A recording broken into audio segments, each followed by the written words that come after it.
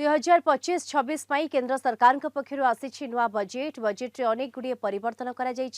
तेबे परिवर्तित बजेट को नहीं सीनियर सीए धीरेन्द्र धड़ सहित आलोचना कर रिपोर्टर गोविंद बारिक। तो 2025-26 आर्थिक वर्ष आनी नुआ बजेट ये बजेट रे अनेक गुड़िए परिवर्तन होइछि। तेणु देखिए जदि मुख्यतः इनकम टैक्स कथा कहबा बड़ धरणर परिवर्तन होइछि। जो माने एम्प्लॉई से गोटे खुशी खबर आछि। तेणु कौन कौन परिवर्तन होइछि जीएसटी कथा कहतु इनकम टैक्स कथा कहतु होल बजेट उपर यदि कहबा कौन कौन परिवर्तन होइछि से संपर्क में आलोचना करबा। आम सहित अच्छा सीनियर चार्टर्ड अकाउंटेंट धीरेन्द्र धड़ जे अच्छा सहित अधिक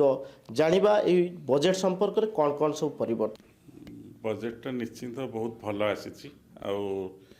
जहाँ एक्सपेक्टेशन थिला हमर मिडिल क्लास मानकर जे सैलरी एते टैक्स जाउची माने गवर्नमेंट तार जो स्लैब टिके बढ़ातु रेट टिके कमातु से सबू जिनस को नजर रखिकी जो नुआ टैक्स रिजिम रे ताको रेट रेशनलाइजेशन प्लस बेसिक जो रिबेट लिमिट 7 लाख थिला ताको 12 लाख करदेले जहाँद्वारा कि जड़े 12 लाख इनकम रे सीधा सीधा 60-65 टंका टैक्स बंचाई पार। तेणु एबे कौन है जार इनकम सैलरी रू